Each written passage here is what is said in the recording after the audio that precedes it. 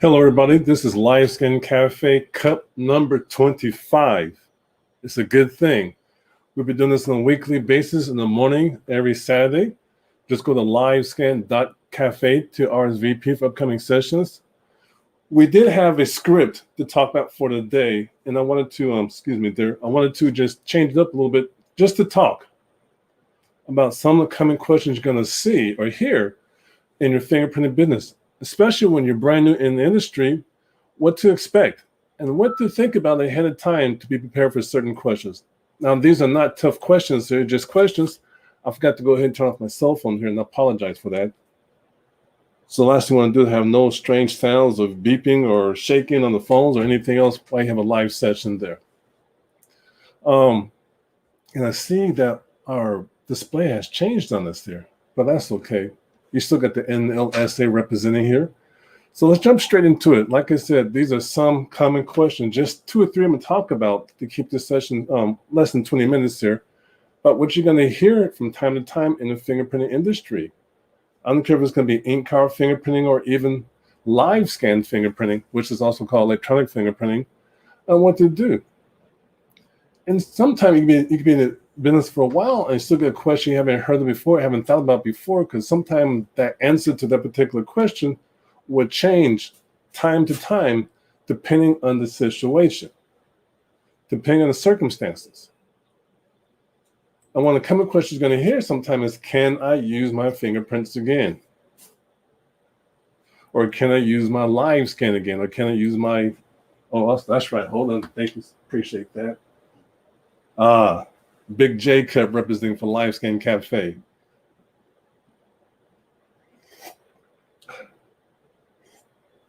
I needed that. Sometimes we do a lot, over here. Sometimes do a lot of talking, mouth gets kind of dry. So one of the questions is, can I use my fingerprints again, or more like saying, can I use my live scan again? In most cases, the answer is going to be no. Like for a live scan, the fingerprints are captured for particular use only and to be used one time only for most situations. So a person comes to your location or they hire you to go to their location and capture fingerprints on an electronic device where you're going to transmit the fingerprints to the government to do a background check. In most cases, there's a certain code on that live scan form called the ORI. And that ORI, I'm going to have you guys look that up. I'm not going to tell you that one there. I'm going to have you guys look it up. But the ORI number tells the government, once they receive the fingerprints in the system, where to send the results to once the background is complete. So remember, the ORI number is designed to let the government know, or the government entity know, who will get the results or the findings of fingerprinting results once the background is complete. So some agencies, for example, let's use this here, school districts. Teachers sometimes work from different districts from time to time for a job. Now, if I'm going to be a teacher and I come to you from live scan fingerprinting, and I give you my live scan form or provide you my ORI number, that ORI number is good for that particular school district. And if I stay within the same school district, going from one elementary school to a high school to a middle school, well, back in the days we called junior high schools, but it's the same school district, the fingerprints are staying in the system for that particular school district. That particular ORI number will stay assigned to that district or that agency if they fall upon the agency's realm. Now, if I'm going from one school district to a different school district, I'll be assigned a brand new live scan I have to get with a different ORI number on there. So I have to get re-fingerprinted again, another live scan done for a new job or transfer to a different district. So let's take the same idea, but flip the script. I'm coming to you to do a guard card. I want my security guard license, and there's different types out there. There's some with the firearm, there's some without the firearm, there's different types of levels of security guard out there. Power patrols, so there's different ORI numbers, different requirements. Now, I'm coming to you first for a security guard. Let's use California, for example. I give my live scan form, and it has an ORI number on it. And you fingerprint me, and you transmit to the licensing board before I can get my guard card. Done. Then I give you a call, say, hey, you know what? Now I'm going to get my guard card license to become a security guard to carry a concealed weapon or to carry a firearm. Can you use my same fingerprints and just send them in again to keep me from paying you again for another LiveScan? Because since you took my money, so they think it's always you who's taking the money, but even though it's required for the government. Most cases, no. Different type of licenses. It might be the same ORI number, but different type of licenses. One's a different background check level because now this person's carrying a firearm. So I don't want to confuse you about this. I want you guys to be aware there's different scenarios, different situations. And when you guys take a training program, we go more in depth about these situations to be aware of it and give your customer the best answer possible at that particular time. You might have to tell them sometime, well, it depends. I'm not sure what type of LiveScan is it for. And they might get an attitude against you that says, for a job. What type of job? A teaching job. There's different type of jobs to teachers. There's different type of ORI codes out there. Different LiveScan forms, different codes out there. So they actually can use the fingerprints again. Most likely, if they came to you, tell them no. Most likely not. It all depends on who's asking for it. And then you go deeper into the questions and find out if they can or not. But most of the cases, no. But if they have any particular the right questions, just use as a default. So I'm not really sure. Contact your requesting agency for clarification and see will they allow you to use a different LiveScan form, a different LiveScan done previously, would accept that, and then they would have to work it out with the other agency. Some agencies could do something like that. Some agencies are in different umbrellas, different categories will say no. So I just want you guys to be aware that these are some of the questions you're going to get out there regarding can I use my fingerprints again? Or they're going to tell you, so you know what, you fingerprint me last year. My fingerprints should still be in your system. Can you use my fingerprints out for a different LiveScan this time? Why can't you save my fingerprints? In most cases, if you do a LiveScan for somebody, the fingerprints on your machine are captured there, but they usually stay there for 30 days. There's a case-by-case different scenario, but on a normal basis, your fingerprints or the LiveScan information that you captured is on your system for 30 days assigned to a particular agency. And in most cases, you cannot resend those fingerprints out to a different entity. It will vary case by case, depending on the scenario and what type of LiveScan you're actually doing. There's different types out there. I'm not just talking about LiveScan for the state of Illinois. There's different categories out there, different LiveScans out there for different reasons. Just like think even the highway, you got the carpool lane, you got the motor pool lane, or they call them the toll road lanes. There's different lanes out there going the same direction, but for different usage. All depends on the particular situation. Good morning out there, everybody. Oh, my friend out there, Miss Mitchell, welcome back. We do miss you there. Shout out to Miss Mitchell there. What we do, you do need to understand what's really going on out there. You need to inquire more about what they need to get done and see can you help them or not. But they might just call you from a different location and say, hey, I got my fingerprints done last month. Can my fingerprints be used again? Sometimes I have to tell them to go back to the place who fingerprint them and ask them that particular question. Especially if you get that vibe that they're not coming to you anyway. They just want to pick your brains for information for free because they probably went to the police station last time and they want to deal with the police station for a certain question. They just want to pick your brains, get the answer, and go back to the police station and give the money back to them. That happens also a lot. So trying to get a feel what's going on, but in most cases, you cannot use the same fingerprints again for a brand new LiveScan. In most cases. But like I said earlier, do your research, dig more into it, and learn more about that particular industry. It might be a niche. In some cases, you might, but most cases, you cannot. Now, this is one of my other questions we get here from time to time is, can I get a discount? Hold on for a second here. Make sure you guys understand my reply to that one there. No. It's up to you, but they're going to call you sometime trying to get you the price to match some price you're seeing online that may be very misleading.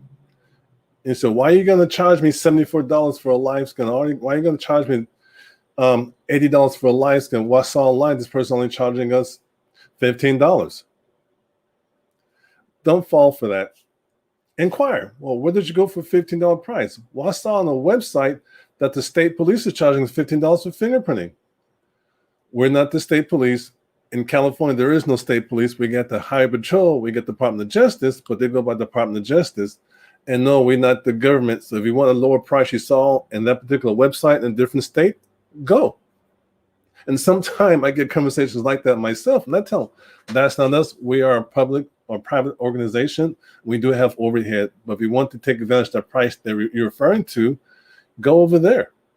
And tell us how the experience was. They give back a smart reply. But pretty much you don't have to try to keep changing your prices because somebody has some type of misleading price on the website. That $15 could be for somebody that has particular LiveScan, a particular government fee, to a particular agency who has those, for backup. There are some police stations that'll fingerprint employees from their particular city for a certain fee. Without charging them a rolling fee, because that's part of the city's requirements. For a particular city job, you go to the police station, get a LiveScan done, they may not charge you a higher fee because it's done through the city. Or they might charge you more because it's done through the city and they require you as an employee to go to that particular location and get it done regardless, because all about their money still. But don't fall for the hype. Focus on your prices and go from there, okay? So can you get a discount? Start thinking right now what you're going to say. You got these questions before, find out why they're asking for that. Perhaps it's a volume. Ask them why. What's going on? Well, I got 100 people here in the background check, and this place is charging us X amount of dollars, and it's outside of a budget. But if you allow us to deduct $5 off of each person for 100 people, we'll prepay you, get these folks done. And oh, by the way, can you come to our location for mobile services? And it could lead to something else. So find out why. Don't just say no up front. Sometimes I will say it, but I shouldn't say it all the time. I just want to inquire what's really going on. But most of the time my answer will be no, because we stick to our business model. We don't devalue ourselves for somebody else's services down the street or across the country. These are our services. You know, we're not going to Wolfgang Puck's. Oh, by the way, Pizza Hut has a pizza for $5 or $10, and on Wolfgang Puck we want the same price. It's not going to happen. It's not going to happen. All right, then. Another question here, and this one here I left out here, but let me add it to it right now, because I'm going to flip the script on that one right there too. When do you close? Very tricky question. You get another question sometimes saying, when do you close? And you'd be very careful what's really going on, because you might be looking at your clock at your desk and it's showing 4:45 or it's showing 4:30, and you close and shut down out the door sometime by 5 o'clock. So you can tell them we close at 5 o'clock. I promise you, at 4:58 and 59 seconds, you got 20 people running through your door, which is good for business sometimes, but sometimes you don't have time to wait for the one person to get to your office right before you close for a live scan. They get there, well, my paperwork's in my car, can you please hold? Oh, my husband just left the car, and they're in the office. He went down the street, he'd be right back. But they're now in your office, what you gonna do? So when they have questions like that, well, when do you close? I recommend saying our last walk-in is a half hour prior to closing. Today we closed at 5 o'clock. It's already now 4:35. What time is your appointment? Well, I didn't have an appointment. Well, we can see you tomorrow if you like.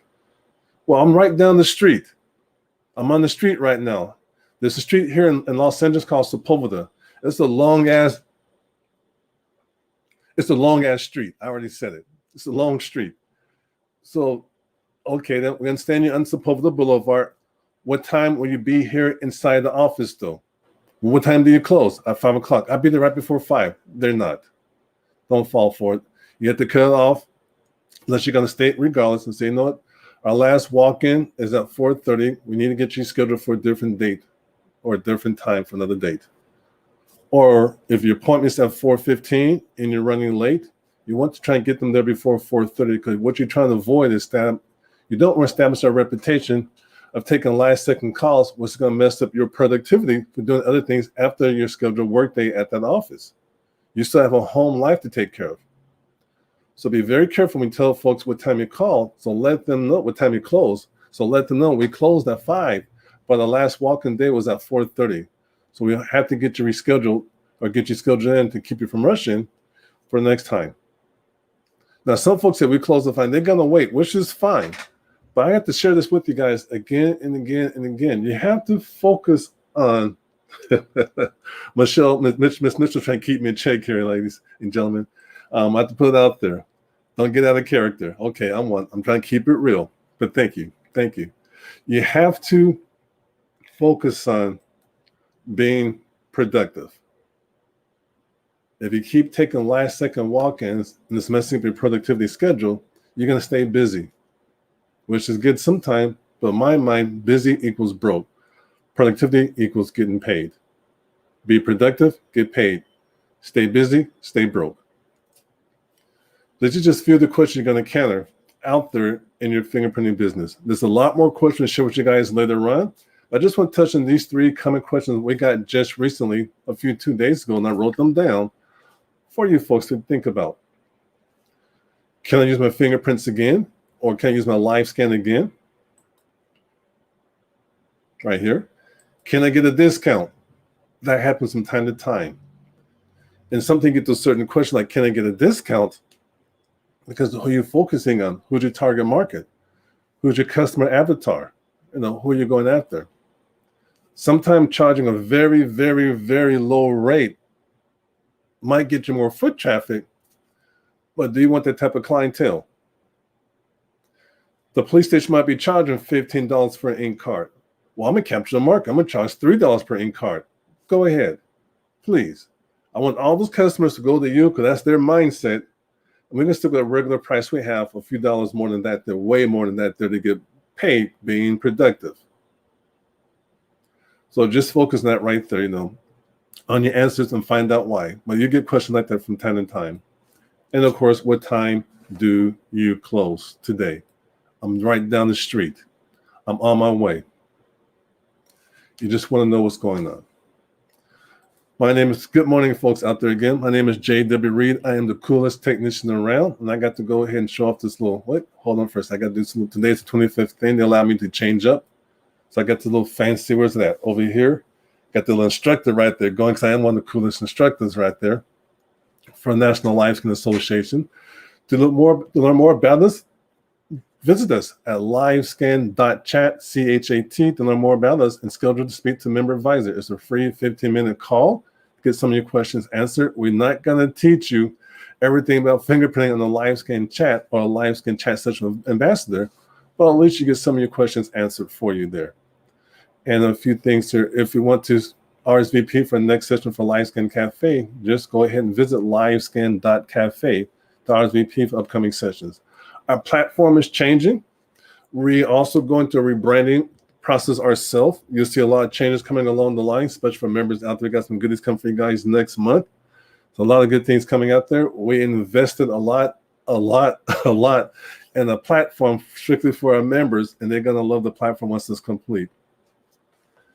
And for those folks who want to become a member of National LiveScan, let's go to LiveScanMembership.com. All right. Keep the energy going. And in closing, I want you guys to keep 4 things in mind. Be safe, have fun, get in trouble, but don't get caught. And once again, I give a shout out for Whitney out there too. Take care, everybody. Enjoy your day. Now I got to go ahead and push the fancy button again. Okay, here it goes.